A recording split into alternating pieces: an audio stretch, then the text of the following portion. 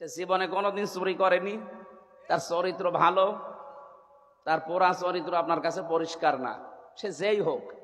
শুধু একটা মানুষের পুরা জীবনী আল্লাহ নিজে গ্যারান্টি দিচ্ছেন, ওয়া ইন্নাকা লাআলা খুলুকিন আযীম। হে নবী, আপনাকে আমি মহান চরিত্র দিয়েছি। এই 63 বছরের ভেতরে কলম ঢোকানোর মতো কোনো কায়দা নেই। মানে কমন সেন্স থাকার পরেও তাকে মানেন না। আপনি মানেন আপনার বাবাকে, আপনি মানেন আপনার দাদাকে। এই যে যারা বাপ দাদার কথা বললে আনন্দ পায়, খুশি হয়, ফিরে যেতে চায় তাদের দিকে, এই মানুষগুলো জাহান্নামী।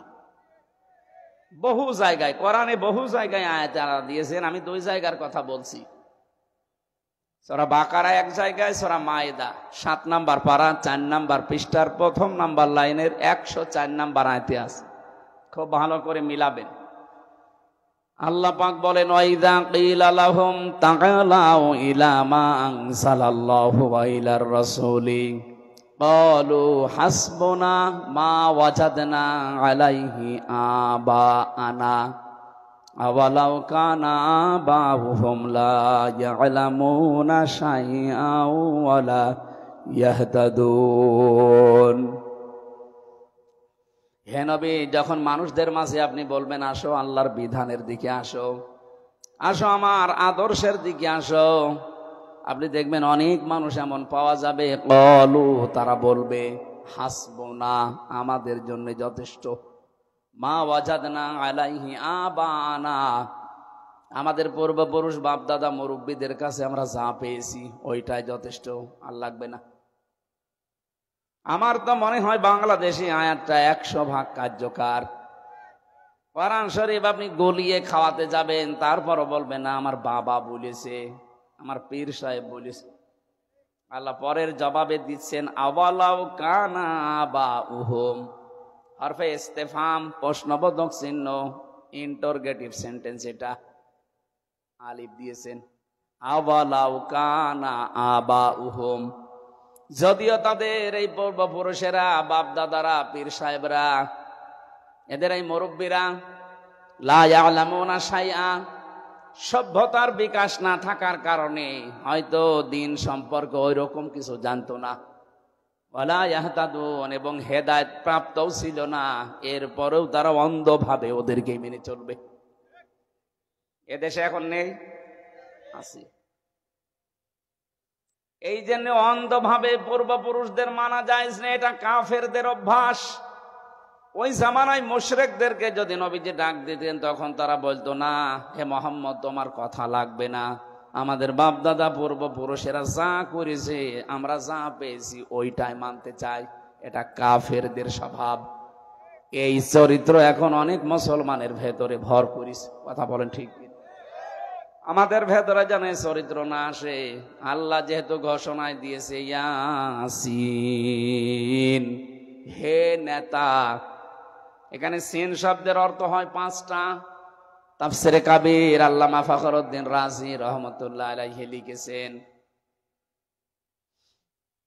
সিন মানে সাজ্জিদুল আলামিন, সিন মানে সাজ্জিদুল বাশার, সিন মানে সাজ্জিদুল কাউনাইন, সিন মানে সাজ্জিদুল আম্বিয়া, সিন মানে সাজ্জিদুল মুরসালিন। এই যে কোরআনে কারিমের এক একটি অক্ষরের ভেতরে এত কথা লুকিয়ে আছে, যদি আপনি ব্যাখ্যা করতে যান, আপনার জ্ঞান যত বেশি, যত টান দিতে পারবেন, তত নতুন তথ্য বের হবে। আর আমরা তো কোরআনের কথা খুঁজে পাই না, কারণ আমাদের লেখাপড়া নেই। এসে সাপের কাহিনী শুরু করে, মুসলমান সাপ আর হিন্দু সাপ, সাপ আবার মুসলমান হয়। এই কথা বগুড়ার মানুষ শোনে আর কান্নাকাটি করে, আরে মুসলমান সাপ। এই ওয়াজ বাংলাদেশে চলেনি। তাফসীরুল কোরআন মাহফিল আপনি লিখে দেন ব্যানারে, পোস্টারে, যারা আসবে তাদেরকে বলবেন, আপনি যাই বলেন, আধা ঘন্টা বলেন, কোরআন শরীফ হাতে নেবেন, এক একটা শব্দের 8টা 10টা 15 20টা করে অর্থ বের করবেন। তাফসীরের নাম বলে বলে অল্প সময় বলেন, কিন্তু তাফসীর আকারে কথা বলেন। কারণ কোরআনে কারিম মানুষদেরকে আল্লাহ হেদায়েত দেওয়ার জন্য পাঠিয়েছেন। ওই বাপ দাদার কিচ্ছা কাহিনী সারা জীবন বললে যা হবে, কোরআনের একটা আয়াতের ব্যাখ্যা 5 মিনিট করলে তার সাথে বেশি উপকার হবে। কারণ এর ভেতরে একটা আলাদা শক্তি আছে। মানুষের এই অন্তর এটাকে নরম করার জন্য আল্লাহ পাক কোরআনে কারিম দিয়েছেন। এই যে স্বর্ণ দেখতে পান, স্বর্ণ, সোনা যদি কেউ সারা জীবন আগুনের ভেতরে রেখে দেয়, জীবনও গলাতে পারবেন না। এর ভেতরে যদি সোহাগা ছিটিয়ে দেন, সঙ্গে সঙ্গে পানি হয়ে যাবে। মানুষের অন্তর আল্লাহ ওইভাবে বানিয়েছেন। আমার বাবা কি করেছে, দাদা কি করেছে, সারা জীবন ওকে যদি বোঝাতে থাকেন, জীবন ওর মন নরম হবে না। কোরআনের কোন শব্দ যদি চিন্তা ভাবনা করে ওর অন্তরে ঢুকিয়ে দিতে পারেন, দেখবেন যত কঠিন হৃদয়ের মানুষও নরম হয়ে গেছে। কারণ এই বক্তব্যটা হামজার মুখ দিয়ে বের হলেও কথাটা কার বলেন? এবার যে সিন দিয়ে 5টা অর্থ বললাম, দেখেন তো মেলে কিনা। সেন মানে সাজ্জেদুল আলামিন, আলমের বহুবচন আলামিন। শুধুমাত্র এই বাংলাদেশ না, এইরকম দেশ পৃথিবীতে আছে 257টা। শুধু জাতিসংঘের আন্ডার আছে 95টা, বাকিগুলো অন্যান্য। আপনি চিন্তা করেন, এই 257টার ভেতরে বাংলাদেশ সবচাইতে বড় দেশ। ছোট মানে এই বাংলাদেশের চাইতে, আমি কয়েকদিন আগে মালয়েশিয়া ঘুরতে গিয়েছিলাম, ওইটা এ দেশের চাইতে 8 ডবল বড়। সৌদি আরবে গিয়ে দেখলাম এই দেশের চাইতে 14 ডবল বড়। ভারতে যত প্রদেশে ঘুরেছি, বাংলাদেশের চাইতে 29 ডবল বড় এই ভারত। বাংলাদেশ 59টা জোড়া দিলে যত বড় হবে এক আমেরিকা একাই অত বড়। তাহলে ওই সমস্ত দেশের তুলনায় আমাদের এই বাংলাদেশ একটা পাড়া। এতটুকু একটা জায়গা, এর ভেতরে 64টা জেলা, 630টা থানা, এর ভেতরে নন্দীগ্রাম একটা। এখানে কতগুলো গ্রাম আছে, তার ভেতরে এই দোলা সিংড়া একটা। এখানে কত বিঘা জমি আছে দেখেন, হাজার হাজার বিঘা জমি এই থানায়। এর ভেতরে এই জায়গাটা একটা মাত্র জায়গা। এখানে কত মানুষ আমরা আছি, এর ভেতরে আপনি একজন। বলেন তো, শুধু পৃথিবীর তুলনায় আপনি কি? এরকম বিশাল পৃথিবী, এই যে তারকা দেখতে পান মিটি মিটি করে জ্বলে, বিজ্ঞান বলছে এইরকম পৃথিবী 27টা জোড়া দিলে যত বড় হবে এক তারকা তার চাইতে বড়। এত বড় বড় বিশাল তারকা যখন ব্ল্যাক হোলের পাশ দিয়ে যায়, ব্ল্যাক হোল তখন চকলেটের মতো চুষে খেয়ে ফেলে। মিল্কি ওয়ে বানিয়েছে আল্লাহ, ছায়াপথ বানিয়েছে, নিহারিকা বানিয়েছে। এই যে সূর্যটা 13 লক্ষ গুণ বড় এই পৃথিবীর চাইতে, 13 লক্ষ গুণ। আপনার মাথা এমনি আউলিয়ে যাবে। তাহলে আলামিন দিয়ে আল্লাহ কি বুঝিয়েছেন দেখেছেন? শুধু এই বাংলাদেশ না, শুধু এই পৃথিবী না, যত জগৎ আল্লাহ বানিয়েছেন, যত জগৎ, সব জায়গায় আল্লাহর কথা যেমন চলে, মুহাম্মাদুর রাসূলুল্লাহর কথাও ওইরকম চলে। এর ব্যাখ্যা পাবেন সূরা আলাম নাসরা 4 নম্বর আয়াতে, ওয়ারাফা'না লাকা যিকরাক। হে নবী, আপনার মর্যাদা, আপনার নাম আমি কি উপরে তুলে দেইনি? কত উপরে তুলেছি জানেন? এ তামাম দুনিয়ায় একটা সেকেন্ডও বাদ যায় না যেখানে আল্লাহর নাম উচ্চারণ হয় না। শুধুমাত্র এই বাংলাদেশেই 13 মিনিট একাধারে আল্লাহর নাম উচ্চারণ হয়। আপনি টেকনাফ থেকে শুরু করেন আজান দেওয়া, পঞ্চগড়ের তেতুলিয়ার বাংলা বান্দা পর্যন্ত যান, এই 1100 কিলোমিটারের ভেতরে 13 মিনিট একাধারে আজান হয়। কথা বুঝতেছেন? বোঝেননি? টেকনাফেরও একেবারে শেষ মাথা, যেখানে টেকনাফ নদী, নাফ নদী, একেবারে বাংলাদেশের শেষ গ্রাম যেখানে, ওখানে যখন আল্লাহু আকবার আজান দেয়, ওর হয়তো 2 মিনিট পরে কক্সবাজারে দেয়, ওর 2 মিনিট পরে চট্টগ্রামে দেয়, ওর 2 মিনিট পরে টাঙ্গাইল দেয়, ওর 2 মিনিট পরে দেখবেন দিচ্ছে হয়তো রংপুরে, এর 2 মিনিট পরে ঠাকুরগাঁও, এর 2 মিনিট পরে বাংলা বান্দা। পুরাটা হিসাব করে আমরা দেখেছি 13 মিনিট একাধারে আল্লাহর নাম হতেই আছে। এতটুকু দেশে যদি 13 মিনিট একাধারে হয়, 257টা রাষ্ট্র, তাও কত বড় বড় রাষ্ট্রের খবর দিলাম বলেন। এ তামাম দুনিয়ায় একটা সেকেন্ডও বাদ যায় না যেখানে আল্লাহু আকবার শব্দ উচ্চারণ হয় না। যেখানে আল্লাহু আকবার উচ্চারণ হবে, সঙ্গে সঙ্গে উচ্চারণ হয় আশহাদু আন্না মুহাম্মাদান আবদুহু ওয়া রাসূলুহু। আজান দেওয়ার সময় রাসূলুল্লাহর নাম বলা হয় না? এই যে রফানা এক আলিফ টান আছে, আমি নিজে আপনার নামকে রফা করে দিয়েছি, এত উপরে দিয়েছি মানুষের কল্পনায় ধরবে না। মানুষ যদি দুনিয়ায় কেউ আপনাকে না মানে, এরকম জগৎ যত বানিয়েছি সেখানে আল্লাহর নাম উচ্চারণ হবে, পাশে আপনার নাম উচ্চারণ হবে।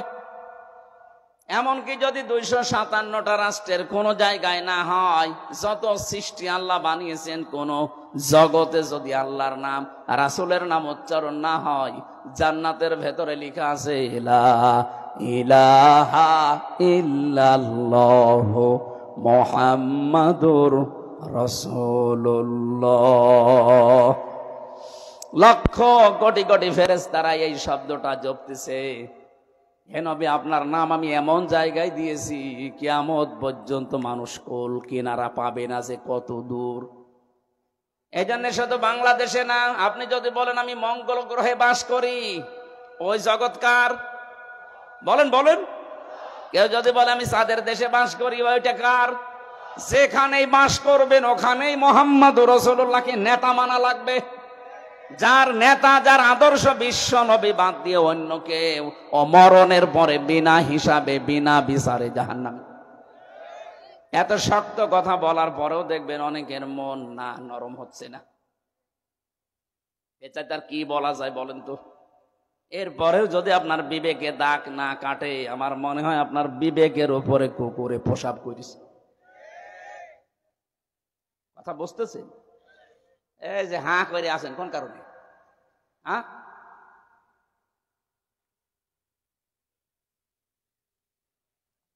সিনের প্রথম সামারাইজ কি? যত জগৎ আল্লাহ বানিয়েছেন এতানাজ্জালুল আমরু বাইনাহুন্না, এটা সূরা তালাকের ভেতরে আছে। যত জগৎ আল্লাহ বানিয়েছেন প্রত্যেকটি জায়গায় আল্লাহর বিধিবিধান নাজিল হচ্ছে, ওখানে যারা আছে তাদের জন্য আল্লাহর বিধান ওই রকম। এখানে যেহেতু মানুষ বাস করে, মানুষের জন্য বিধান।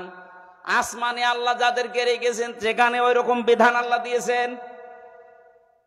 যত জিনিস আল্লাহ বানিয়েছে তার জন্য আলাদা আলাদা বিধান যেহেতু আছে। আর এতানাজ্জালুল আমরু বাইনাহুন্না, যত আসমান জমিন আল্লাহ বানিয়েছেন, আমরা জানি 7 তবক আসমান জমিন, 7টা হলেও তো 7 জায়গায় মানুষ নেই, আছে। আসমানের উপরে হয়তো আমাদের মতো মানুষ নেই, ওখানে অন্য জাতি আছে, কি আছে আমাদের কল্পনার বাইরে, কিন্তু সেখানে আল্লাহর বিধান নাজিল হচ্ছে। সেখানে আল্লাহ ওদের জন্য কি লাগবে সেটা দিয়েছে, কিন্তু পাশাপাশি মুহাম্মদুর রাসূলুল্লাহর আদর্শ সেখানেও মানা লাগবে। প্রশ্ন আসতে পারে ওরা তো মানুষই না, কি মানবে? আর ওদের জন্য যেরকম, যেমন পাখি, পাখি কি মানুষ বলেন? কিন্তু পাখির জন্য আমার নবী মুহাম্মদুর রাসূলুল্লাহকে আল্লাহ রহমত করে পাঠিয়েছিলেন। হযরত উমাইর রাদিয়াল্লাহু তাআলা আনহু ছোট মানুষ, তিনি খেলা করছিলেন ধোলা নিয়ে এই মরুভূমির ভেতরে। নবীজি মসজিদে নববীতে নামাজ পড়তে যাবেন, দেখলেন উমাইর একা, পাখিটা নেই। ডাক দিয়ে বললেন, উমাইর কেমন আছো? তোমার সেই হলুদ পাখিটা কই? হযরত উমাইর কেঁদে ফেললেন। ডাক দিয়ে বলে, হে রাসূল, আপনি এত বড় মাপের মানুষ, আপনি শুধু তো এই মক্কা নগর নিয়ে চিন্তা করেন না, মদিনা নিয়ে চিন্তা করেন না। আপনাকে আল্লাহ তামাম দুনিয়ার জন্য নবী পরে পাঠিয়েছেন। আপনি আমার মতো ছোট মানুষের খবর রাখেন, এমনকি আমার ওই পাখির খবর পর্যন্ত আপনি রাখেন। কথাটা কত দূর গিয়েছে বলেন তো? দ্বিতীয় নম্বর অর্থ, সিন মানে সাজ্জাদুল বাশার, বাশার মানে মানুষ, বাশার মানে কি? মানুষ পদবাচ্যে যারা বিবেচিত, তাদের জন্য মুহাম্মদুর রাসূলুল্লাহকে নেতা মানা লাগবে। এটা দুনিয়ার বিষয় হলে আমি বলতাম না, কারণ মরণের পরে প্রতিটি মানুষ কিন্তু তার নেতার সাথে উঠবে। কথা বলেন? ইয়াওমা নাদউ কুল্লা উনাসিম বিইমামিহিম, সূরা বনী ইসরাঈলের ৭১-৭২ নম্বর আয়াতে আছে। আল্লাহ পাক বলেন, কিয়ামতের দিন প্রতিটি মানুষকে আমি আল্লাহ আমার সামনে দাঁড় করাবো তার নেতার সাথে। কার সাথে? নেতা যদি মুহাম্মদুর রাসূলুল্লাহর আদর্শের অনুসারী না হয়ে লেনিনের আদর্শের অনুসারী হয়, লেনিন যে জাহান্নামে যাবে, আপনাকেও কিন্তু জাহান্নামে যাওয়া লাগবে। আমি ইঙ্গিত দিলাম, আশা করি আপনি বুঝে ফেলেছেন, এত ব্যাখ্যা করা লাগবে না। 3 নম্বরে সাইয়্যিদুল কাউনাইন, কাউন আইন মানে উভয় জগৎ, শুধু এই জগৎ না, এরপরে যে জগৎ আসতেছে ওই কিয়ামতের ময়দানের জন্য আমাদের নবী মুহাম্মদুর রাসূলুল্লাহ থাকবেন নেতা। সমস্ত নবীরা যেখানে ফেল করে যাবে সবাই এক বাক্যে বলবে আমাদের আর কিছু করার নেই, তোমরা যাও। সকলের নেতা সাজ্জিদুল বাশার মুহাম্মাদুর রাসূলুল্লাহ, তার কাছে যাও। 4 নম্বরে সাজ্জিদুল আম্বিয়া, শুধুমাত্র মানুষ না, শুধুমাত্র দুনিয়া উভয় জগৎ না, আল্লাহ বলেন নবী যাদেরকে পাঠিয়েছিলাম তারা পর্যন্ত বিশ্ব নবীকে নেতা মেনে নিয়েছে। এই দলিলটা আছে সূরা আলে ইমরান 3 নম্বর পারা 19 নম্বর পৃষ্ঠা 12 নম্বর লাইনের, এটা 81 নম্বর আয়াতে আছে। রব্বুল আলামিন বলেন অমিনান নাসি অমিনান নাবি ওয়াইদে আখাযাল্লাহু মিসাকান নাবিয়িনা লামা আতাইতুকুম মিন কিতাবি ওয়া হিকমা। এটা আমার উদ্দেশ্য না, শুধু আয়াতটা পড়লাম। 5 নম্বরে সাজ্জিদুল মুরসালিন, শুধু নবী না, যারা রাসূল হয়ে এসেছিলেন দুনিয়ায়। এই পৃথিবীতে আল্লাহ রাসূল পাঠিয়েছেন কয়জন বলেন তো? 511 জন, আর বাকিগুলো সব ছিল নবী। মুসলিম শরীফের ভেতরে আছে 511 জনকে আল্লাহ রাসূল বানিয়েছিলেন, আর বাকি 1,24,000 নাম শোনা যায় সবাই ছিলেন নবী। নবী আর রাসূলের ভেতরে আবার পার্থক্য আছে, এটা তার ক্লাস চলছে না, যেভাবে ভেঙে বোঝানো লাগবে। এক কথায় নবী ছিলেন বাকি সবগুলো, রাসূল ছিলেন 511 জন। এই 511 জনের কাছেও আমাদের নবী ছিলেন আদর্শ নেতা। এবার আপনার মাথার ভেতরে মগজ আছে, বুদ্ধি আছে, একটু খাটান।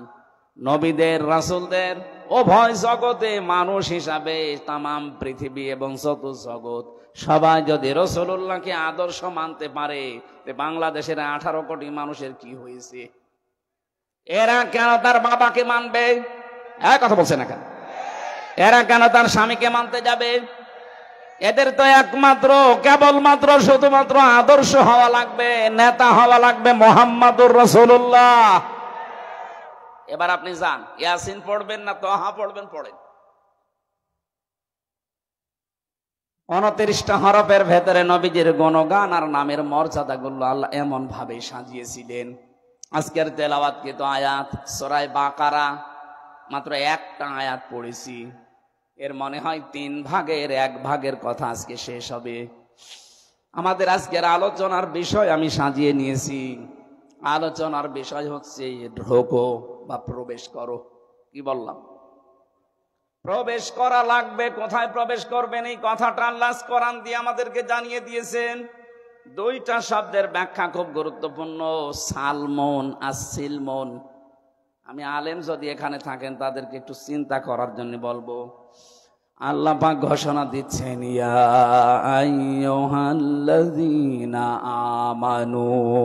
এই ভালো করে শুনবেন, আল্লাহ ডাক দিয়েছেন কোন বেঈমানকে না। ওহে যারা বেঈমান না, ওহে যারা ঈমানের দাবি করো তাদেরকে বলছি। এখন আমার প্রশ্ন, আমরা কি ঈমানদার না বেঈমান? আপনার ঈমান আছে কিনা আপনি জোর করে বললে হবে। নবীজির কাছে সাহাবী প্রশ্ন করলেন, হে নবী, আমার যে ঈমান আছে আমি কি করে টের পাবো? আমার যে ঈমান আছে ভেতরে আমি কিভাবে টের পাবো? এর লক্ষণ কি? নবীজি বললেন ইদা সাররাতকা হাসানাতুকা ওয়া সাআতকা সাজ্জিয়াতুকা ফান্তা মুমিন। যখন তোমার ভালো কাজগুলো তোমাকে আনন্দ দেবে আর অন্যায় কাজ দেখলেই ভেতর থেকে একটা বাধা আসবে, তখন বুঝবে তোমার ঈমান আছে।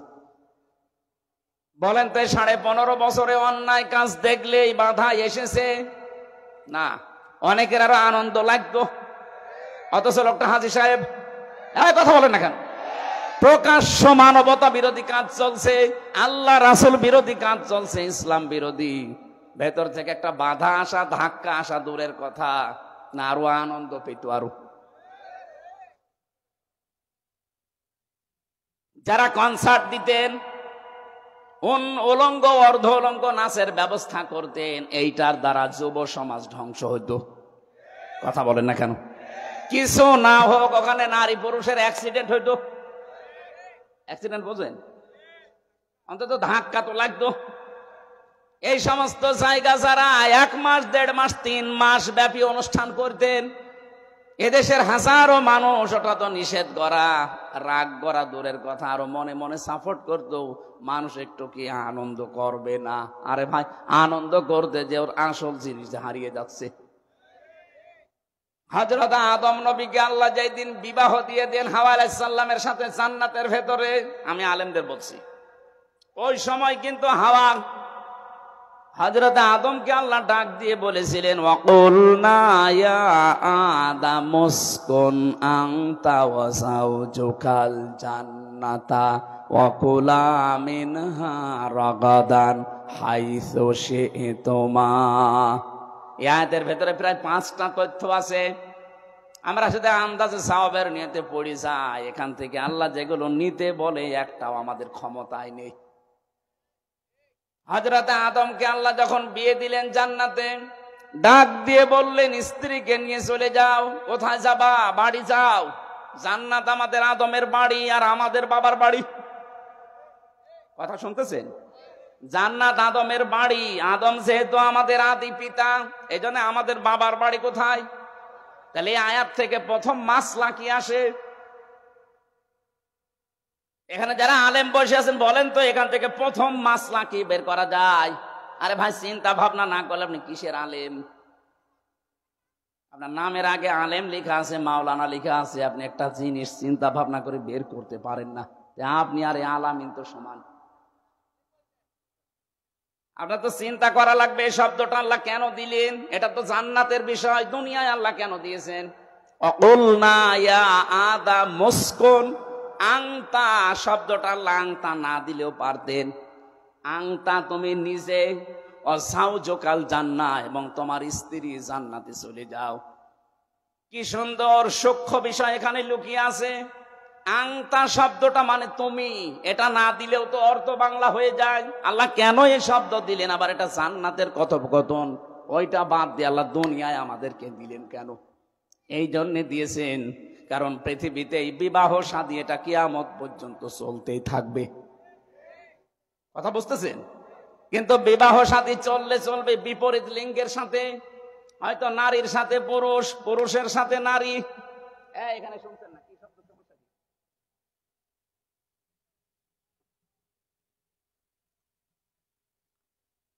খেয়াল করেন তো, নারীর সাথে পুরুষ, পুরুষের সাথে নারী, এই যে বিপরীত লিঙ্গের সাথে যে বিবাহের সিস্টেম, এটা আমি বানিয়েছি। বলেন না কেন?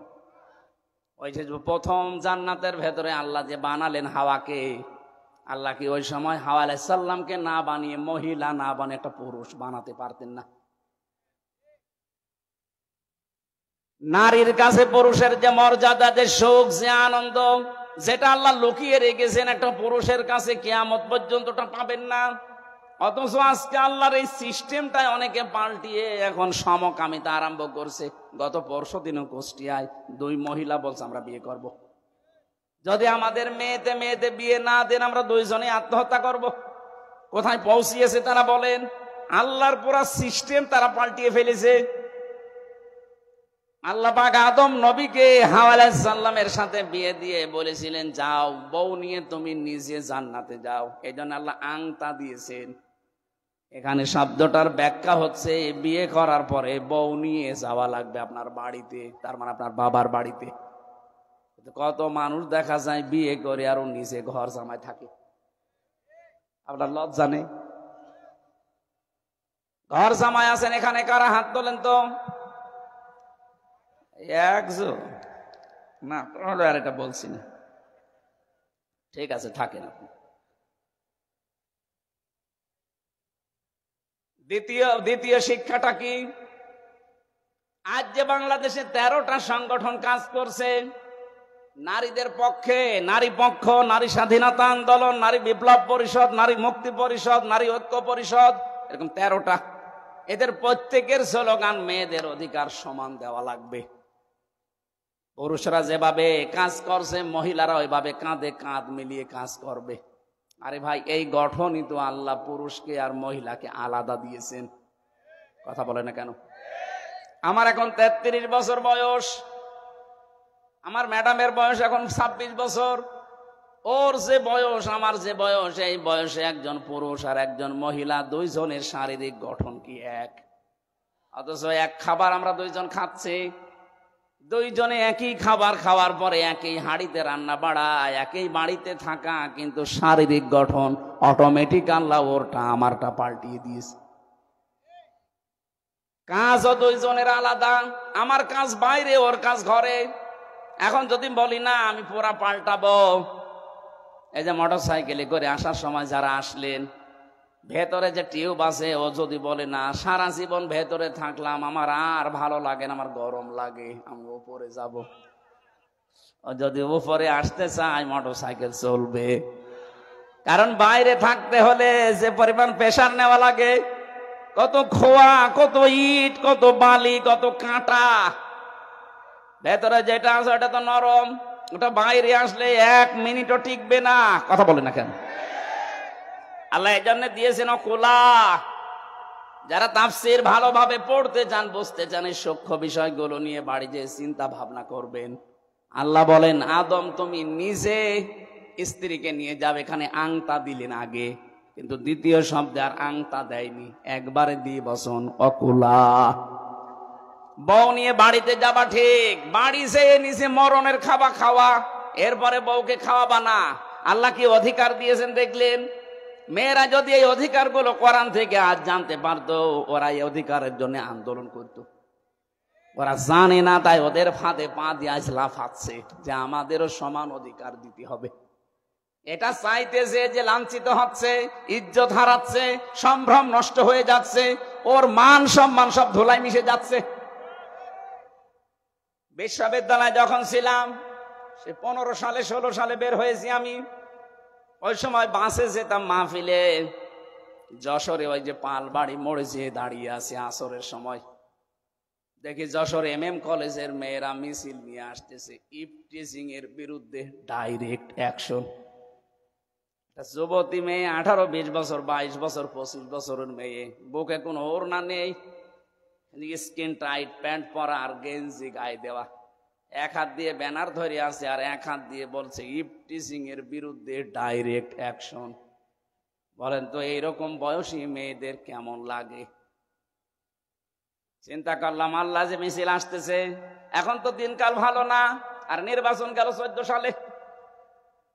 পুলিশ যদি আমারে ধরে মিছিলের পাশ থেকে, কোন সালের অপরাধী বলে আবার চালিয়ে দেয়। নিরাপদে গেলাম, এক চার দোকানে বসে ভান ধরে আছি যে চা খাচ্ছি, হঠাৎ দেখি পাশে এক পুলিশ। আরে ভাই, আপনার যন্ত্রণায় আসলাম আর আপনি আমার সামনে। পুলিশ আমারে বলছে, হুজুর একটা কথা বলি। বলেন। এই যে মিছিল আসতেছে, যশোর MM কলেজের মেয়েরা সবই 22 বছর 25 বছর বয়সী, অনার্সে মাস্টার্সে পড়ে। এক হাতে ব্যানার, এক হাতে যেভাবে ইফটিজিং এর বিরুদ্ধে ডাইরেক্ট অ্যাকশন দিচ্ছে। হুজুর আমার সত্যি কথা বলতে, এদের মিছিল দেখে মনে হচ্ছে আমি ইফটিজিং আগে করি। ঠিকই বুঝিস। বলেন, একটা 22 বছর 23 বছরের মেয়ে, বুকে ওড়না নেই, কেমন লাগবে বলেন তো? এই সমস্ত মেয়েরা ওড়না ছাড়া যখন রাস্তাঘাটে বের হয়, রিকশা চালককে ডাক দেয়, মামা। ও মামা দেখা যাচ্ছে অ্যাক্সিডেন্ট করেছে।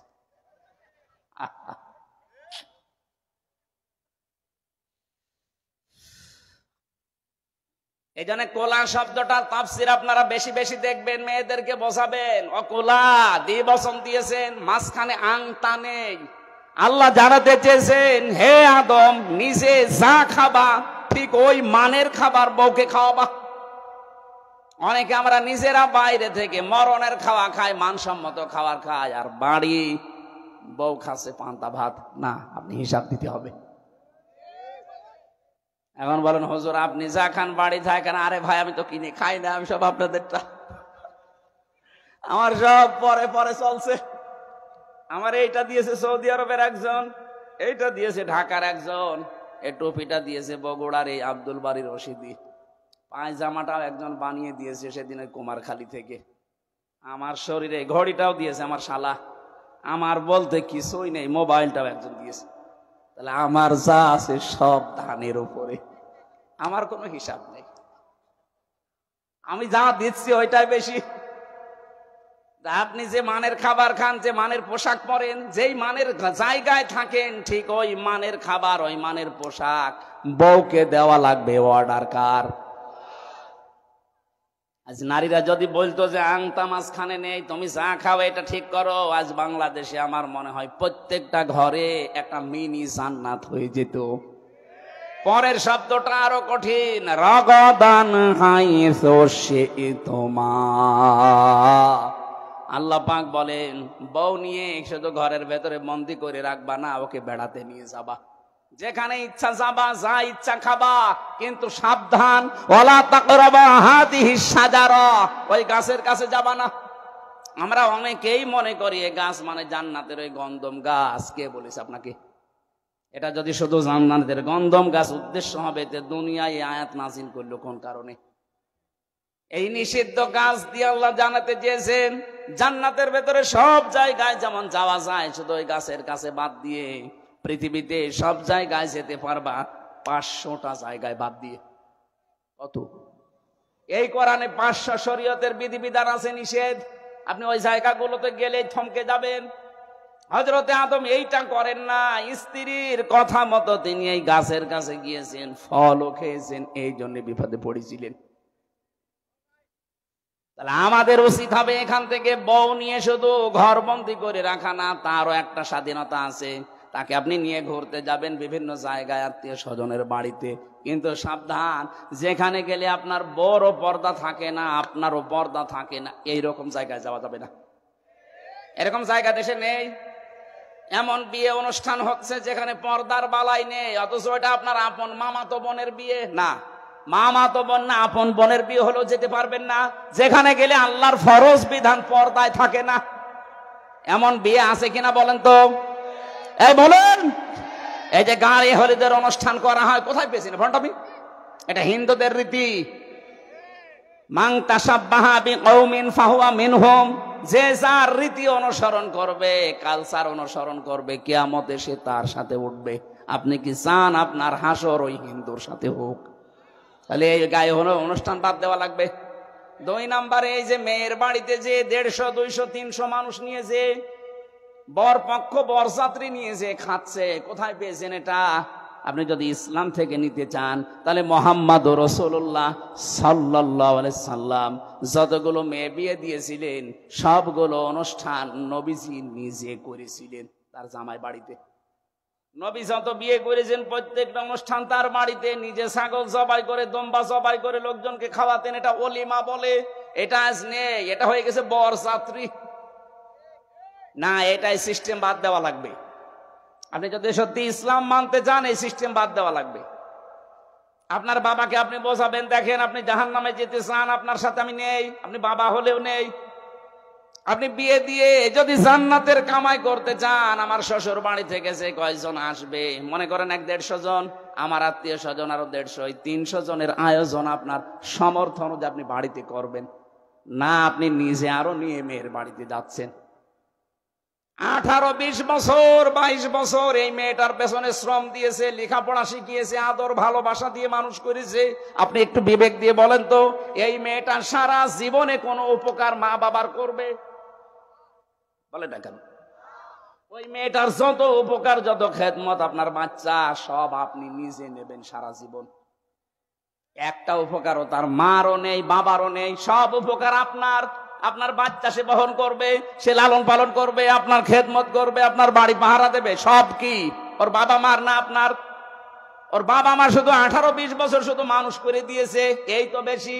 আবার 200 জন খাওয়ানো লাগবে। কোথায় পেয়েছেন এই জুলুম? এই সিস্টেম যদি বাদ দিতে না পারেন, আপনার বিবাহ হয়ে যায় যাচ্ছে না। আমি মনে হয় একটু বেশি বলে ফেললাম না, কারণ আমার 3টা মেয়ে, আমি যেন বেশি যাই। আমার তো ছেলে নেই। আরে ভাই, মাসলা বললাম, আমার ছেলে হলেও আমি বলতাম। এই সিস্টেম বগুড়াতে আছে না, এই বরযাত্রী, এটা বাদ দেওয়া লাগবে। এটা করা লাগবে অলিমা। অলিমা কি মেয়ের বাড়ি হয় না ছেলের বাড়ি? বলেন। আপনি কি পড়েন হাদিসে? কোন জায়গায় বরযাত্রী পড়েছেন অলিমা, আপনি সেইটাকে বরযাত্রী হিসাবে চালিয়ে দিচ্ছেন। আশা করছে আগামী থেকে বিয়ে শাদী হলে এই সিস্টেম চালু করবেন। তাহলে এমন কোন অনুষ্ঠানে বউ নিয়ে যাওয়া যাবে না যেখানে গেলে নিজেরও পর্দা নেই, স্বামীরও পর্দা থাকে না। যাক, মানুষ যদি দুনিয়া সব একদিকে রাগ করে হয়ে যায়, যাক, আমার বোন ভাই কিচ্ছু দরকার নেই, আমাকে দরকার আমার আল্লাহর বিধানটা। এরকম মন নিয়ে, ঈমান নিয়ে যদি সত্যি টিকে থাকতে পারেন, অজানা একটা অনির্বচন সুখ আপনি অনুভব করবেন। ওটা কিনতে পাওয়া যায় না। শব্দটা বলেছি, অনির্বচন সুখ। এই যে বাচ্চারা যখন মায়ের পাখার নিচে দেখবেন ছোট ছোট বাচ্চা, যারা মুরগির বাচ্চা, এরা মা পাখিটা যখন লোম এভাবে দিয়ে দেয় পাখাটা, এরপরে ডাউন করে দেয়, এটাকে কোরআনের ভাষায় বলে ওয়াকফিজ, ওয়াকফিদ। তুমি ডাউন করে দাও, এরপরে ফল করে দাও। পাখির এই ডানাটার ভেতরে সফট, কমল, মোলায়েম, এত সুন্দর সুন্দর পর আছে, একটার সাথে যখন আরেকটা লেগে যায় এভাবে ডাউন করে দেয়, এরপরে ফল করে নামিয়ে দেয়। বাচ্চাগুলো ওর নিচে সিল, বিভিন্ন কাক, দুশমনদের হাত থেকে বাঁচার জন্য ওর নিচে যে একটা কিচির মিচির আওয়াজ দেয়, দেখেছেন না? এইটাকে বাংলায় বলে অনির্বচন সুখ। এটা কিনতে পাবেন না, এটা আলাদা। আল্লাহ পাক বলেন দুনিয়ার সব একদিকে যাক, তুই যদি আমার বিধান নিয়ে দাঁড়িয়ে থাকতে পারিস, হ্যাঁ, তোর বোন হয়তো রাগ করবে, তোর চাচা হয়তো রাগ করবে, তোর খালা হয়তো রাগ করবে। আমি যে আল্লাহ বিধান দিয়েছি, বিধানের উপরে টিকে থাকতে গেলে, টিকে যদি থাকতে পারিস, দুনিয়া সব একদিকে যাক, আমি আল্লাহর জন্য যদি একাও দাঁড়িয়ে থাকতে পারিস, একটা আলাদা সুখ আমি তোকে দেব। আমার আজকের আলোচনার বিষয় ছিল মেয়েদের এই ভুল ভাল বুঝিয়ে যারা আজ বেপরদায় চালানোর চেষ্টা করছেন। আপনাদেরকে যে অধিকার, যে স্বাধীনতা ইসলাম দিয়েছে, পৃথিবীর কোন ধর্মে আমি পাইনি। বহু ধর্মের তুলনামূলক আমি বিশ্লেষণ করেছি, কোন ধর্মে এত অধিকার দেওয়া হয়নি। জোরে বলেন সুবহানাল্লাহ। আমার ভাইরা, আল্লাহ রাব্বুল আলামিন ঈমান আছে কিনা, আমি এই শব্দ থেকে এসেছিলাম। ঈমান আছে কিনা আপনি পরীক্ষা করবেন। আপনার থার্মোমিটার এটা। ভালো কাজ আপনাকে আনন্দ দেবে, অন্যায় দেখলে আপনার ভেতর থেকে একটা বাধা আসবে। কথা বুঝতেছেন? খারাপ লাগবে আপনার, তখন বুঝবেন আপনার ঈমান আছে। এরকম ঈমানদারকে আল্লাহ ডাক দিয়ে জানিয়েছেন, উদখুলু ফিস-সিলমি কাফা, তোমরা প্রবেশ করো পুরাপুরি ইসলামে। কেন সিলমন দিলাম? এখানে শব্দটা সালমন হবে, সিলমন যে কোনো একটা বললেই হয়। সিন যদি জবর দিয়ে পড়েন সালমন, তাহলে বাংলা অর্থ হবে শান্তি। আর সিলমন যদি সিনে জের দিয়ে পড়েন, বাংলা অর্থ হবে ইসলাম। আল্লাহ কি ইসলামে প্রবেশ করতে বলছেন না শান্তিতে? না। আপনি এই শুধু এই কোরআন শরীফ না, পৃথিবীর অনেক কোরআনে আছে যেখানে দেখবেন 7 রকম কিরাত পড়ে যে কারীরা, 7 কিরাতের কারী শোনেননি তেলাওয়াত? আন্তর্জাতিক কারী যারা, কারী আব্দুল বাসেত, ওনারা যখন তেলাওয়াত করতেন দেখবেন এই আয়াতটায় 7 রকম করে পড়তেন। ইয়া আইয়ুহাল্লাযীনা আমানু দুখুলু ফিস-সালমি কাফা, হে ঈমানদারেরা তোমরা শান্তিতে প্রবেশ করো পুরাপুরি। আরে ভাই, ইসলামে প্রবেশ করার মানেই তো শান্তিতে। ইসলাম মানে কি বলেন বলেন? এবার আসেন আমি ব্যাখ্যায় যাচ্ছি। তাহলে সিন দিয়ে জবরে পড়া যায়, জেরেও পড়া যায়। জবর দিয়ে হবে শান্তি, আর জের দিয়ে হবে ইসলাম। অধিকাংশ মুফাসসিরিনে কিরাম প্রায় 42টা তাফসীরের ভাষ্য এই আপনারা ইসলামে প্রবেশ করেন এই ভাষ্য দিয়েছেন। আর আধুনিক তাফসীর এখন যেগুলো বের হচ্ছে, এগুলোর ভাষ্য আলাদা। আমি আগেরটা বললাম, সব মুফাসসির দিয়েছেন তোমরা প্রবেশ করো ইসলামে। হ্যাঁ, এখন ইসলামে প্রবেশ করবেন কি করে? আপনি তো আংশিক প্রবেশ করার কথা নেই, কাফা পরিপূর্ণ। আমার এবার বোঝানোর বিষয় তাফসীর থেকে আমি যেটা নোট করেছি সেইটা বলছি। এবার আল্লাহ রাব্বুল আলামিন জানিয়েছেন, 5টি আলামত আপনার ভেতরে পাওয়া যাবে, আপনি যে ইসলামে পরিপূর্ণ প্রবেশ করলেন কিনা এটা আপনি বুঝবেন। কয়টা? আমি সহ যারা এখানে আছি আজকে প্রত্যেকেই মিলাবো, তারপরে বাড়ি যাব। আমরা দেখবো যে এই 5টা বিষয় আমি দুনিয়ায় মানি কিনা। এই 5টা যদি আমার ভেতরে পাওয়া যায় তাহলে আমি আল্লাহর এই ভাষায় পরিপূর্ণ ইসলামে দাখিল হতে পেরেছি। আর যদি 5টার 4টা হয়, একটা হয় না, তাহলে মনে করবেন এখনো পরিপূর্ণ ইসলামে আমি প্রবেশ করতে পারি নাই। আমি কি ব্যাখ্যায় যাব এবার? আপনারা বাড়ি চলে যাবেন? থাকবেন না? 1 নাম্বার ব্যাখ্যা পেয়েছি, আত্মসমর্পণ করা। কি বললাম? বলেন বলেন। এই 5টা বিষয় আপনাকে একটা একটা করে মিলাতে হবে। আপনি যদি দেখেন হ্যাঁ 5টায় আমি মানি, তাহলে আল্লাহর এই কোরআনের আয়াত কিয়ামতে আপনার পক্ষে দাঁড়াবে। উদখুলু ফিস সিলমি কাফা, পরিপূর্ণভাবে ইসলামে প্রবেশ করো।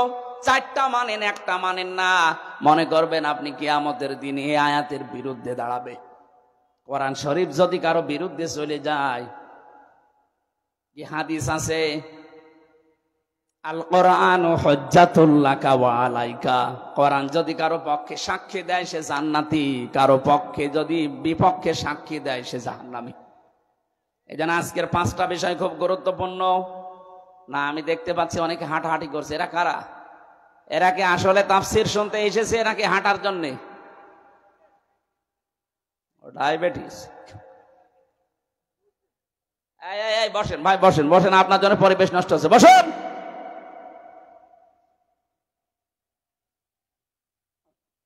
এত সুন্দর ক্লাস আপনি কোথায় পাবেন? এই যে নিরিবিলি ক্লাস চলছে, বিশ্ববিদ্যালয়ে যারা ক্লাস নেয় দেখেছে এক একটা শব্দের এত ব্যাখ্যা নিয়ে আসে তারা, কারণ তারা লেখাপড়া করে।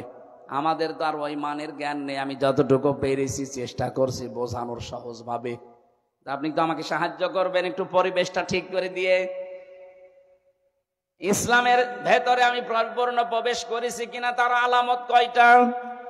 আরো জোরে ছাত্রের মতো জবাব দেন, কয়টা? 1 নাম্বারে আত্মসমর্পণ করা, 2 নাম্বারে আপনার ভেতরে ইখলাস লাগবে, 3 নাম্বারে বিশুদ্ধ আকীদা লাগবে, 4 নাম্বারে উত্তম চরিত্র লাগবে, 5 নাম্বারে লেনদেনে স্বচ্ছতা থাকা লাগবে। কয়টা বললাম? এই 5টা শব্দের ভেতরে কত কথা আছে, আমার এই ছোট মাথার ভেতরে যত আছে এরকম 1-1.5 ঘন্টা না, 5 রাত আমি একাধারে শুধু 5টা শব্দের ব্যাখ্যা করতে পারবো ইনশাআল্লাহ। আজকে প্রথমটা আমি শুরু করছি, আত্মসমর্পণ। আল্লাহ রাব্বুল আলামিন সূরা মুমিন 26 নাম্বার পারা 13 নাম্বার পৃষ্ঠার 13 নাম্বার লাইনের 66 নাম্বার আয়াতে ঘোষণা দিয়েছেন যে আত্মসমর্পণ কিভাবে করবা। আল্লাহ পাক বলেন, কুল ইন্নী নুহিতু আন আ'বুদাল্লাযীনা তাদউনা মিন দুনিল্লাহ লাম্মা জাআনিয়াল বায়্যিনাতু মির রাব্বি ওয়া উমিরতু আন উসলিমা লিরাব্বিল আলামিন। বলেন আল্লাহু আকবার।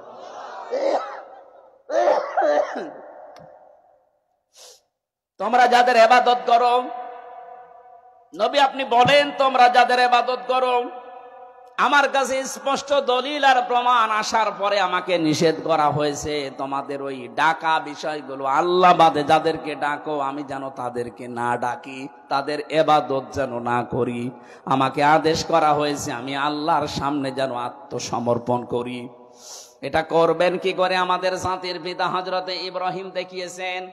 আল্লাহ স্মরণ করাচ্ছেন আমাদেরকে। এটা সূরা বাকারা 1 নাম্বার পারা 19 নাম্বার পৃষ্ঠা 7 নাম্বার লাইনের 131 132 নাম্বার আয়াতে আছে। এটা তাফসিরে ফি জিলালিল কোরআনের তাফসিরে পাবেন। আল্লাহ রাব্বুল আলামিন বলেন, ইয ক্বালা লাহু রাব্বুহু আসলিম ক্বালা আসলামতু লিরাব্বিল আলামিন। স্মরণ করা ওই সময়ের কথা যখন ইব্রাহিম নবীকে আমি ডাক দিয়ে বলেছিলাম ইব্রাহিম আত্মসমর্পণ করো, তখন তিনি কিন্তু গাছের মাথায় বসে কোড়াল দিয়ে কাঠ কাটছিলেন। ডাক দিয়ে বললেন, মাবুদ, এই জায়গায় এই সৈন্যের উপরে কি করে আত্মসমর্পণ করব? আল্লাহ বলেন, আত্মসমর্পণ করো। কিভাবে করবা? ওখান থেকেই কোড়াল দিয়ে খাতনা করে আত্মসমর্পণ করো। যেহেতু আল্লাহর আদেশ, উনি কোড়াল দিয়ে ওখান থেকে খাতনা করলেন। ডাক দিয়ে বললেন, আসলামতু লিরাব্বিল আলামিন, বিশ্ব জাহানের প্রতিপালক হযরত ইব্রাহিম বললেন, আমি তার উপরে আত্মসমর্পণ করলাম, তার কাছে। এখানে আমার প্রশ্ন, হযরত ইব্রাহিম নবী যে খাতনা করেছিলেন, এর আগে যারা ছিল এইটা কিন্তু ছিল না। এই যে খাতনা শুরু হয়েছে ইব্রাহিম নবীর পক্ষ থেকে, এটা ইব্রাহিম নবীর সুন্নাত, তার রীতি নীতি আদর্শ। এখান থেকে বিজ্ঞান অনেকগুলো তথ্য বের করেছে। এক নম্বরে, আপনি লজ্জা স্থানের আগা যদি কেটে না দেন, অনেক জার্ম, অনেক ময়লা ওর ভেতরে জমা থাকে। এই যে হিন্দু যারা, আমি জেলখানায় যাওয়ার পরে এইটা আমার যিনি জেলার ছিল, ও দেবদুলাল, ও আসলেই মানুষ বলতো ফুল হাতা আসতেছে। ফুল হাতা বোঝেন? আমরা যারা মুসলমান, আমরা কি হাফ হাতা, আমরা কি। আর ওই দাদা যখন আসতো বলতো যে ফুল হাতা আসতেছে, তার মানে মুসলমানই দেয়নি। বিজ্ঞান এখানে আমি কয়েকটা তথ্য পেয়েছি। এই জন্য অনেক হিন্দু শিক্ষিত যারা, এরা যেহেতু ধর্মীয় রীতিতে নেই, এই জন্য ভয়ে করে না, কিন্তু গোপনে অনেকে ডাক্তারের কাছে গিয়ে আগা কেটে নেয়। আপনি দেখবেন গোপনে গোপনে, আমি বহু পেয়েছি। জিজ্ঞাসা করলে বলে, বাদ দেন ওই আগের ওই মানধাত আমলের চিন্তা ভাবনা, ও ছাতা করিয়েই তো আমার জিনিসপত্র নষ্ট হয়ে যাচ্ছে। শেষে দেখা যায় গোপনে চুরি করে ডাক্তার দিয়ে বলে, ভাই আমার কেটে দিন। আরো বাকি 3টা বিষয় আছে, এগুলো এই প্লেসে বলা ঠিক না, ওগুলো আলাদা প্লেস আছে, এটা বলা যাবে না পরে। হযরত ইব্রাহিম নবীর জীবনে 50টা পরীক্ষা আল্লাহ নিয়েছিলেন। কোরআন শরীফে এখন যদি ওই 50টা পরীক্ষার কথা আয়াত দিয়ে দিয়ে বলা হয়, কমপক্ষে 1 মিনিট করে হলো 50 মিনিট লাগবে। এটা একটা আলাদা সাবজেক্ট আছে, ইব্রাহিম নবীর জীবনের 50টা পরীক্ষা। এই যে ডোমন পুকুর কামিল মাদ্রাসা আছে না, এখানে ওরা ওই সাবজেক্ট আমাকে দিয়েছে, বলেছে আপনি নবীর জীবনে 50টা পরীক্ষা ইব্রাহিম নবী, ওইটা বলবেন। ওই জায়গায় কত দূর এখান থেকে? 4-5 কিলো। ওখানে আসবো ইনশাল্লাহ, ওই জায়গায় দেখবো। ওনার সর্বশেষ পরীক্ষা এইটা ছিল। সর্বশেষ পরীক্ষার ভেতরে আমি পেয়েছি, তিনি এই যে খাতনা করেছিলেন, আমরা যারা তার সন্তান দাবি করি, তাদের এই সুন্নাত এখান থেকে শুরু কিয়ামত পর্যন্ত আমরা যারা, তারা সব এই খাতনা করব হযরত ইব্রাহিম আলাইহিস সালামের সুন্নাত অনুযায়ী। আল্লাহ রাব্বুল আলামিন বলেন, ইব্রাহিম এবং ইয়াকুব এই 2 জন নবী, এর পরের আয়াত আছে, এটা 32 নম্বর আয়াত। ওয়াসাা বিহা ইব্রাহিম বানিহি ওয়া ইয়াকুব ইয়া বানিয়া ইন্নাল্লাহা আসতাফা লাকুমুদ্দীন ফালা তামুতুন্না ইল্লা ওয়া আনতুম মুসলিমুন। বলেন আল্লাহু আকবার। এখানে আমরা যারা বাবা আছি, তাদের এবার শিক্ষা। হযরত ইব্রাহিম এবং ইয়াকুব এই 2 জন নবী বাবা ছিলেন। কি ছিলেন বলেন? তিনি তার মরণের আগে, ইন্তেকালের আগে সন্তানদেরকে ডাক দিয়ে বলেছেন, হে আমার আদরের সন্তান, ইয়া বোনাইয়া, বোনাই মানে দোলা ভাই না, বোনাইয়া মানে আদরের সন্তান, হে আমার আদরের কলিজার টুকরা সন্তান, ইন্নাল্লাহা আসতাফা লাকুমুদ্দীন, অবশ্যই আল্লাহ তোমাদের জন্য নির্বাচিত করেছেন, মনোনীত করেছেন, পছন্দ করেছেন তোমাদের জন্য দ্বীনকে। কাকে? শব্দগুলো ভালো করে খেয়াল করবেন। ইন্নাল্লাহা আসতাফা লাকুমুদ্দীন, তোমাদের জন্য অবশ্যই আল্লাহ দ্বীনকে মনোনীত করেছেন। এখন দ্বীন কি? এই দিনের পরে যা আসবে, রাতের পরে আরেকটা দিন, ওই দিন বলেন না। দিনের আমি কোরআন শরীফে অর্থ পেয়েছি, দিনের অর্থ 10টা। এটা আমি তাফসীর থেকে নোট করে এনেছি। কেউ যদি দিন বলতে কিয়ামতের ময়দানে, এই যে মরণের পরে তো 2 নাম্বার প্রশ্ন হবে, এইটা মা দিনুকা, তোর দিন কি, বলবে না? বলেন। 10টা বিষয় যদি আপনি বলতে পারেন যে হ্যাঁ আমি মানি, তাহলে আপনি কবরে এই প্রশ্নের জবাবে বলতে পারবেন দিন ওনাল ইসলাম। এর প্রথম অর্থ দিন মানে বিচার দিন। এটা সূরা ফাতিহার 3 নাম্বার আয়াতে প্রতিদিন আমাদের মুখ দিয়ে আল্লাহ বের করে নেয়, মালিকি মালিকি। জবান খোলে কোরআনের আয়াত পড়েন, মালিকি ইয়াউমিদ্দিন। আমি এই আলোচনাটার সাবজেক্ট যেহেতু আজকে না, আমি শুধু থিওরি গুলো বলে দিচ্ছি। 2 নাম্বার দিন মানে আনুগত্য, 3 নম্বরে দিন মানে জীবন ব্যবস্থা, 4 নম্বরে দিন মানে রাষ্ট্রীয় আইন, 5 নম্বরে দিন মানে ইবাদত, 6 নম্বরে দিন মানে মুখ ফেরানো, 7 নম্বরে দিন মানে স্থায়ী শান্তি, 8 নম্বরে দিন মানে শান্তির বাণী, 9 নম্বর দিন মানে বিপ্লব, 10 নম্বরে দিন মানে স্থায়ী ব্যবস্থা। এই 10টা বিষয় আল্লাহ ছোট্ট শব্দের ভেতরে, শুধু ফেরেশতারা বলবে মা দিনুকা, আপনি বলে দেবেন দিনুনাল ইসলাম। অত সহজ না, এই 10টা দুনিয়ায় মানা লাগবে। কয়টা বলেন? প্রতিটি নবী, বিশেষ করে এই 2 জন নবীর নাম আমি আয়াতে পেলাম, ইব্রাহিম এবং ইয়াকুব। এই 2 জন জলিলুল কদর নবী ইন্তেকালের আগে তারা বলেছিলেন, হে আমার কলিজার টুকরা সন্তানেরা, আল্লাহ কিন্তু তোমাদের উপরে একটা দিন মনোনীত করেছেন। এখন এই মনোনীত দিন কোনটা আল্লাহ জবাব দিয়েছেন সূরা আলে ইমরানের 19 নম্বর আয়াতে।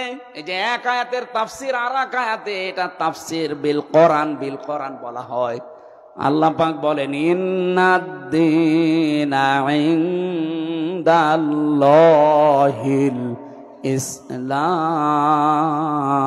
ইসলাম। অবশ্যই তোমাদের জন্য আমি আল্লাহর কাছে মনোনীত একটা দিন আছে, তার নাম ইসলাম। এই পৃথিবীতে এখন 257টা রাষ্ট্রে 4,500 ধর্ম চলছে। কত? 4,500 ধর্মের ভেতরে একটা ধর্ম, একটা দিনের উপরে আল্লাহ শুধু রাজি আছে, তার নাম ইসলাম। তাহলে কি সৌভাগ্য আমাদের, আর কিছু না পায় অন্তত ইসলাম পেয়েছি। সারা পৃথিবীতে 4,500 ধর্মের একটার উপর আল্লাহ রাজি নেই। এই জন্য যদি অন্য ধর্মের কোন মানুষ এলাকায় থাকেন, এটা রেকর্ড হচ্ছে, হিন্দু হোক, বৌদ্ধ হোক, খ্রিস্টান হোক, ইহুদি হোক, আহ্বান জানাচ্ছি শান্তির ধর্মে ইসলামে আসেন।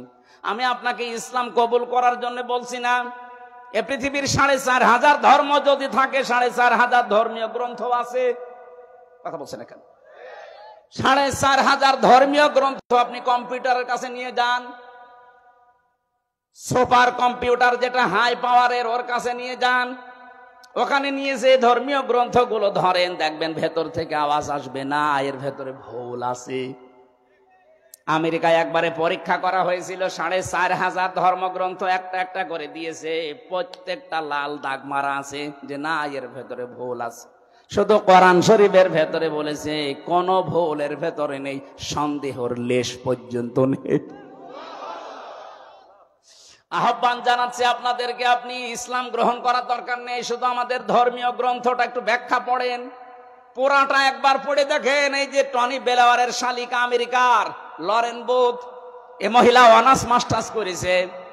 ইরানের তেহরান বিমানবন্দরে আসার পরে বলছে, ভাই আমি ইসলাম গ্রহণ করব না, কিন্তু আমি ইসলাম জানতে চাই। বলেন তো, একটা অমুসলিম ইসলাম জানার অধিকার নেই? বলেন। মুসলমানকে ডাক দিয়ে বলেছে ইরানের তেহরান বিমানবন্দরে যে আমি ইসলাম মানব না, কিন্তু আমি জানতে চাই। অথেন্টিক ইসলাম মানা যায় কি পড়লে? সেই বই দেন। আপনার কাছে যদি কোনো হিন্দু বলে আমি ইসলাম গ্রহণ করব না, কিন্তু ইসলাম জানতে চাই, কি দেবেন? কথা বুঝে শুনে বলছেন। ফতোয়া কালকেই বের হবে, যা ও তো ওযু নেই, কোরআন দিলেন কি করে? শুধুমাত্র আরবি টু আরবি যেটা আছে, এইটা বাদ দিয়ে যত রকমের ভাষায় তাফসির করা আছে, সারা পৃথিবীতে 4,500-এর উপরে ভাষাও আছে। কম বেশি অধিকাংশ ভাষায় কোরআনের তাফসির লেখা হয়ে গেছে। যে কোনো ভাষায় যদি কেউ তাফসির পড়তে চায়, তার বাধা আছে। কথা বলে না কেন? ওযু করা লাগবে। এটা কোরআন থেকে দূরে সরানোর একটা সূক্ষ্ম চক্রান্ত। পৃথিবীর অন্যান্য কোন ধর্মগ্রন্থ ধরতে গেলে ওযু করা লাগে না, শুধু মুসলমানের ধর্মগ্রন্থ ধরতে গেলে ওযু করা লাগবে, কোথায় পেয়েছেন আপনি? কেউ যদি দলিল দেয় সূরা ওয়াকিয়ার 77, 78, 79 নাম্বার আয়াত, না, আপনার বুঝতে ভুল হয়েছে। আপনাকে আমি আরো স্টাডি করার জন্য বলছি। ওখানে লেখা আছে ইন্নাহু লাকুরআনুন কারীমুন ফি কিতাবিম মাকনুন লা ইয়ামাসসুহু ইল্লাল মুতাহহারুন। আল্লাহ বলেন এটা সম্মানিত কোরআন, এটা সুরক্ষিত করা আছে সংরক্ষিত কিতাবে। ভালো করে খেয়াল করেন, এখানে কারারিম মাকিন, মাকিন শব্দের শাব্দিক অর্থ স্থান। কারারিম মাকিন বলা হয় এমন স্থানকে যেখানে হাতের স্পর্শ লাগে না। মাথা একটু খোলেন, চিন্তা ভাবনা করেন আল্লাহ কি বলছেন আর আমরা কোথায় কি ব্যাখ্যা মিলিয়েছি। আল্লাহ বলেন এটা সংরক্ষিত করা আছে সুরক্ষিত কিতাবে। এখানে মাকিন শব্দের শাব্দিক অর্থ হচ্ছে কারারিম মাকিন, মানে এমন জায়গা যেখানে মানুষের হাতের স্পর্শ লাগে না। আর আমরা জানি দুইটা জায়গা আছে হাতের স্পর্শ ছাড়া। একটা মায়ের যেখানে সন্তান থাকে ওই রেহেম বলা হয়, আর একটা লৌহে মাহফুজ।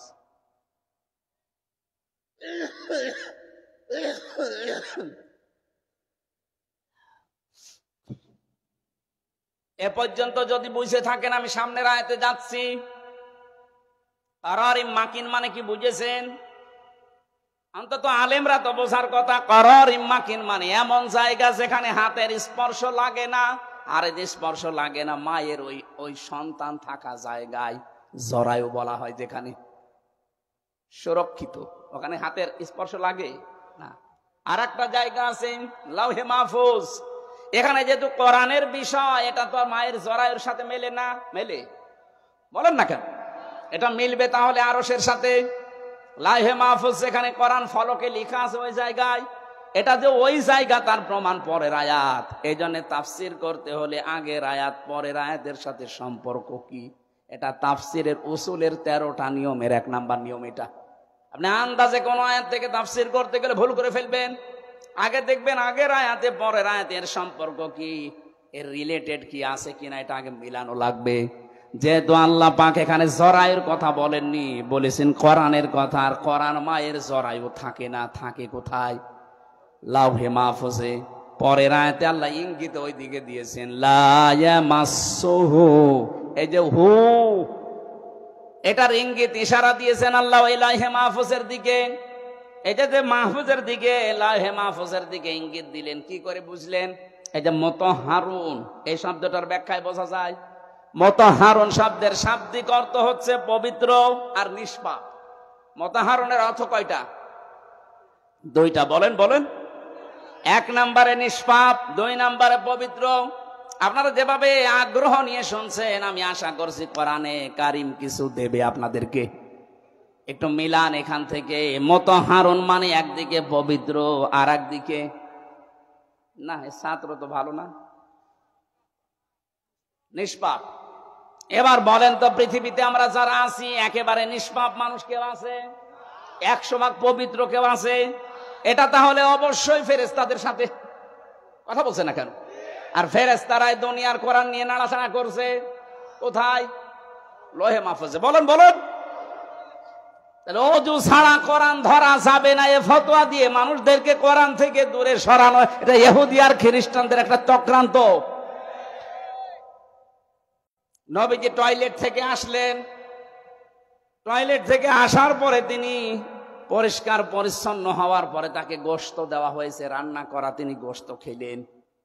নবীজিকে জিজ্ঞাসা করা হচ্ছে, হে নবী, আমরা কি, হযরত ইবনে মাসউদ বলেন, আমি কি পানি নিয়ে আসবো আপনার জন্য? ওযু করবেন না? বিশ্বনবী ওই দিন বলেছিলেন, সাহাবী, আল্লাহ পাক শুধু নামাজের আগে আমাকে ওযু করার আদেশ দিয়েছেন, তাছাড়া পৃথিবীর কোনো কাজ করার আগে ওযু করা লাগবে, আমার বাধ্যবাধকতা নেই। তাহলে নামাজ ছাড়া বাকি দুনিয়ায় যত কাজ আছে, কোন কাজের আগে ওযু করা বাধ্যতামূলক। বলেন বলেন। সেটা কোরআন পড়া হোক, সেটা হাদিস পড়া হোক, সেটা রোজা রাখা হোক। রোজা না রেখে কেউ যদি মানে রোজা রাখবে, যদি ওযু করে না রাখে রোজা হবে না? বলেন না কেন? কোরবানি দেবে, ওযু করেনি কোরবানি হবে না? নবীজি তো একেবারে স্পষ্টই বললেন যে নামাজ পড়া বাদ দিয়ে পৃথিবীর কোন কাজের জন্য আল্লাহ আমাকে ওযু করার বাধ্যবাধকতা দেয়নি। তার মানে এই হাদিস থেকে প্রমাণ, এই আয়াত থেকে প্রমাণ হয় ওযু ছাড়া, শুধু আমি আপনাকে সম্মানের জন্য বলছি, আরবি টু আরবি যেটা, এটা বাদ দিয়ে বাকি ব্যাখ্যা যত আছে দুনিয়ায় সব আপনি ধরতে পারবেন। আমি মনে হয় ক্লিয়ার করতে পেরেছি। যদি না হয় আপনি আলাদা বসবেন। যেই ব্যাখ্যাটায় ছিলাম আমি, দিন হিসাবে ইসলামকে যদি আপনি মানতে চান, এই মহিলা লরেন বুথ 3টা বছর কোরআনে কারিমকে একেবারে তন্ন তন্ন করে পড়েছে। আমার মতো জানাকুম আনাকুম না, প্রতিটি শব্দের 33টা করে অর্থ বের করেছে মহিলা। কি পড়া পড়েছে চিন্তা করেন। 3 বছর একাধারে পড়া কোরআন শরীফ শেষ করে ব্যাখ্যা সহ। শুধু আমার মতো বললাম না, আনাকুম জানাকুম না, পোড়াটা কি পোড়া পড়ে 53 জায়গায় লাল দাগ দিয়েছে। সংবাদ সম্মেলন করে সাংবাদিকদের বলছে, মুসলমানরা এতদিন বলতে কোরআনে ভুল নেই, আমি 53 জায়গায় ভুল পেয়েছি। কোথায় কোথায় দেখান তো। উনি প্রথমেই দেখিয়েছে সূরা নিসার 34 নম্বর আয়াত, আর রিজালু কাওয়ামুনা আলান নিসা। না, মেলা সময় হয়ে যাচ্ছে, ব্যাখ্যাগুলো আজকে আর হবে না, মেলা সময় লাগবে। এক একটা শব্দে লক্ষ লক্ষ কথা আছে। উনি শেষ পর্যন্ত সিদ্ধান্ত নিয়ে বলেছিলেন 53 জায়গার শেষ জায়গায় গিয়ে দেখলাম যেখানে ভুল ধরি তার আগের আয়াতে পরের আয়াতে এই জবাব আল্লাহ 1500 বছর আগেই দিয়ে দিয়েছে। শেষে আমার জীবনের ভুল ধরা পড়ে গেছে, আমি মুসলমান হয়ে গেলাম। ওকে বারবার সাংবাদিক বলেছিল, আপনি একটা খ্রিস্টান মহিলা, পৃথিবীতে সবচাইতে বেশি মানুষ বাস করে খ্রিস্টান ধর্মে। কোন ধর্মে? আপনি একটা খ্রিস্টান ধর্মের মানুষ, এত মানুষ আপনার ধর্মে, আপনি ওই ধর্মই বাদ দিয়ে দিলেন। মুসলমানদের ধর্ম দুনিয়ায় 2 নম্বরে আছে। কয় নম্বরে? আপনি এই ধর্মে আসলেন মানে উনি এই জবাব দিয়েছিলেন, আমি কোরআন পড়ে বুঝে এরপরে আমার জীবনের ভুল ধরার পরে আমি শেষ পর্যন্ত পরিবর্তন হয়ে নিজের বাপ দাদার ধর্ম মাইনাস করে এসেছি মুসলমান হওয়ার জন্য। যেহেতু আল্লাহর কাছে মনোনীত ধর্ম ইসলাম, আহ্বান জানাবো যারা সেই ধর্মে আছেন, আপনাকে আমি ইসলাম কবুল করার জন্য চাপাচাপি করছি না, কারণ লা ইকরাহা ফিদ্দিন, দিনে কোনো বাড়াবাড়ি নেই, জোর জবরদস্তি নেই। আপনাকে আমি পড়তে বলছি। আপনি আমাদের 4500 ধর্মগ্রন্থ দুনিয়ায়, কোরআনটা পড়ে দেখেন। লরেন বুথের মতো 1-1.5 বছর 2 বছর পড়েন, বাধ্য হবেন কোরআনের কাছে মাথা নত করে দিতে। আল্লাহর কাছে মনোনীত ধর্ম নাম কি?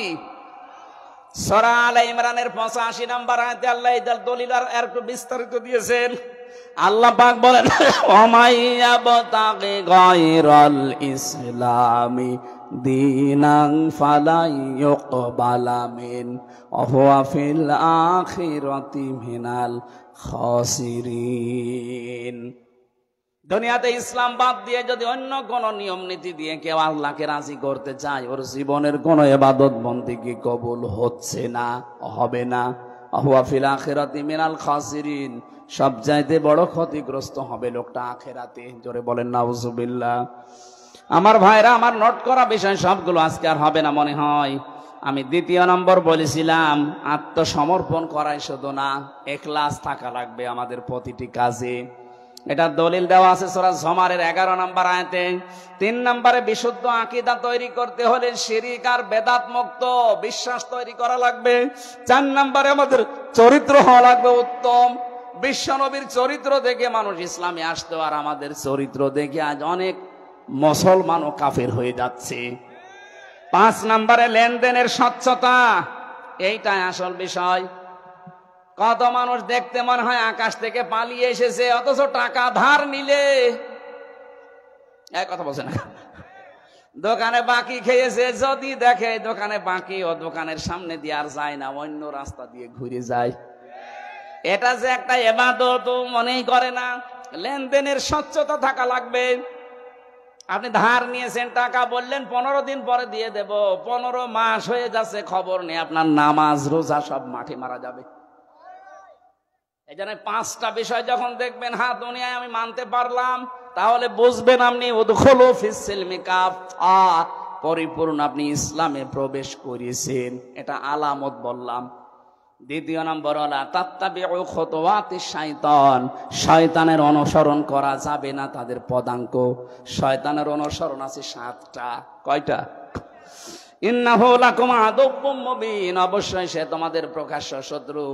এবার শয়তান অনুসরণ করা, খুতুওয়াতিশ শাইতান কাকে বলে? পৃথিবীতে আমরা মনে করি শয়তান মানে ওই আসল যে শয়তান না, মানুষের ভেতরেও শয়তান আছে, তাদের অনুসরণ করা যাবে না। 1 নম্বরে যারা অপচয় করে, কি করে? দুনিয়ায় যত রকমের বড় গুনাহ আছে, জেনা করেন, আল্লাহ কিন্তু বলে না শয়তানের ভাই। চুরি করেন, শয়তানের ভাই। কিন্তু যারা অপচয় করে তাদেরকে আল্লাহ বলেন ইন্নাল মুবাযযিরিনা কানু ইখওয়ানাশ শায়াতিন। এগুলো আর মানুষ থাকে না, শয়তানের ভাই হয়ে যায়। শয়তানের 2 নম্বর কাজ, সে হচ্ছে যৌনতা ছড়ায়, লজ্জা স্থান উন্মুক্ত করে রাখতে ভালোবাসে। আজ যারা নিজেদের লজ্জা স্থান গোপন অঙ্গগুলো উন্মুক্ত করে রাখতে ভালোবাসেন, সে নারী হোক আর পুরুষ হোক, ও যেন বিশ্বাস করে আর মানুষ নেই। ও কি? আরো জোরে বলেন। শয়তান 3 নম্বরে অহংকারী ছিল, তাকাব্বুর। কি হনুরে, এই যে 15.5 বছরে যারা ছিল, কি হনুরে, হনুমান হয়ে গেছে না। 11:30টা বাজে, আমি এত রাত পর্যন্ত জাগি না। 10টায় মাহফিল শেষ করবেন, আগামী থেকে আসলে কথা বলবেন ইনশাআল্লাহ। আজকের মতো আমি বিদায় নিলাম। আমার জেলখানায় লিখিত যে বইগুলো আছে নিয়ে যাবেন। সৃষ্টি জগৎ নিয়ে লেখা আছে, কয়েকদিন আগে বের হয়েছে, অনেক তথ্য দেওয়া আছে, ওই গাড়িতে পাওয়া যাবে। আল্লাহুম্মা আমিন। লা ইলাহা ইল্লা আনতা সুবহানাকা ইন্নী কুনতু মিনাজ জালিমিন। রব্বুল আলামিন বগুড়া জেলার নন্দীগ্রাম দলা সিংড়া ঈদগাহ ময়দানের দিকে তুমি তাকাও। হাজারো মানুষ এখানে, নারী পুরুষ চাতক পাখির মতো কোরআনে কারিম শুনছিল। কোরআন শোনার জন্য যারা এত পাগল, এই মানুষগুলোকে ওমরের মতো বানিয়ে দাও। এ মাহফিলের আয়োজন করতে গিয়ে তোমার যে বান্দা বান্দিরা 1টা বছর ধরে শ্রম দিচ্ছে, সেই জেলখানা থেকে বের হওয়ার পরে এরা লেগে আছে আমার পেছনে। আল্লাহ, এত কষ্ট হয়েছে এদের এই মাহফিলটা আয়োজন করতে, বিশাল আয়োজনে। যারা টাকা দিয়েছে, পয়সা দিয়েছে, দূর দূরান্ত থেকে যারা এসেছে, প্রত্যেকের জীবনের জায়েজ আশাগুলো পূরণ করে দাও। আমি সহ যারা অসুস্থ আছি, আমাদেরকে শেফায়ে কামেলা আজেলা নসিব করো। মা বোন যারা এসেছে, আল্লাহ মা বোনদেরকে তুমি মঞ্জুর করে নাও, তাদেরকে আয়েশার মতো, খাদিজার মতো বানিয়ে দাও। যারা দাওয়াতে এসেছি, আল্লাহ তাআলা তোমার বান্দা আলামিন, তোমার এই গোলামকে তুমি মঞ্জুর করে নাও, তার মা বাবাকে মাফ করে দাও। স্ত্রী সন্তান, মা বাবা, ভাই বোন যারা আছে, তাদেরকে তুমি কবুল করো। আল্লাহ, এলাকায় মাটির নিচে কত মানুষ ঘুমিয়ে আছে, কোরআনের ইজ্জতে আজকে থেকে কবরের আযাবগুলো তুমি দূর করে দাও। মাহফিলের সভাপতি, সহসভাপতি, প্রধান অতিথি আমাদের জিয়াউর রহমান জিয়া ভাই সহ যত অতিথি এখানে এসেছি, আল্লাহ কোরআনের ইজ্জতে এদের কবুল করে নাও। আমি অসুস্থ হয়ে আছি, তুমি দেখতে পাচ্ছ। আল্লাহ তাআলা, ঔষধের কোনো ক্ষমতা নেই যতক্ষণ তোমার হুকুম না হবে। মেহেরবানি করে আমার এই ঔষধের ভেতরে তোমার হুকুমটা দিয়ে দাও, আমার শরীর যেন আগের অবস্থায়, স্বাভাবিক অবস্থায় ফিরে যায়। এই দেশটা তুমি কোরআনের হাতে তুলে দাও। কোরআনে কারিম দিয়ে 56,000 বর্গ মাইল চলছে, এটা যেন দেখে মরতে পারি, তৌফিক দাও। যে ষড়যন্ত্র চলছে বাংলাদেশ নিয়ে, আল্লাহ সব ষড়যন্ত্র চক্রান্ত সব নষ্ট করে দাও। কয়েকদিন ধরে যেগুলো চলছে, বিশেষ করে সাইফুল ইসলাম আলিফ ভাই অ্যাডভোকেট, তাকে মেরে ফেলেছে। কি কারণে মেরেছে এখনো পর্যন্ত উদ্ঘাটন হয়নি। যারা এর সাথে জড়িত তাদেরকে তুমি উলঙ্গ করে দাও। এই দেশকে তুমি শান্তি, স্বস্তি, নিরাপত্তা দিয়ে ঢেকে দাও। কখন কার কাছে আজরাইল চলে আসে জানি না। আল্লাহ তাআলা পরিপূর্ণভাবে ইসলামে প্রবেশ করার যে 5টি আলামত দিয়েছো, আমি সহ প্রত্যেকের জীবনে সেট করে দাও। বারাকাল্লাহু লানা ওয়া লাকুম ফিল কোরআনিল আযীম। মরণ আসলেই যেন পড়তে পারি লা ইলাহা ইল্লাল্লাহু মুহাম্মাদুর রাসূলুল্লাহ। আসসালামু আলাইকুম রাহমাতুল্লাহ। ওই যে গাড়িতে আছে, বইটা গাড়িতে আছে, নিয়ে যান।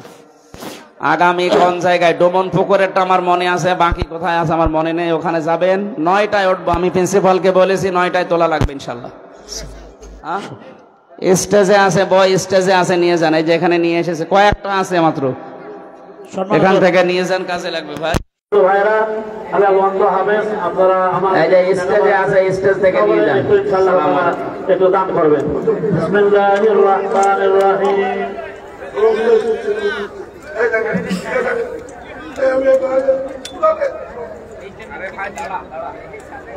يا أيها الذين آمنوا اتقوا الله ولتنظر نفس ما قدمت لغد واتقوا الله إن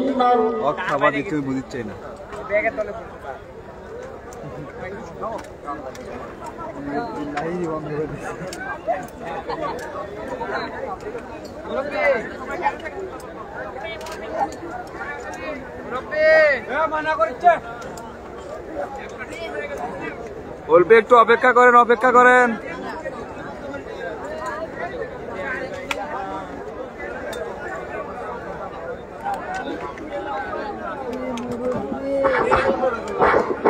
আসসালামু আলাইকুম। জালসা কমিটির ছেলে পেলে তোমরা সবাই গ্যারেজে চলে যাও।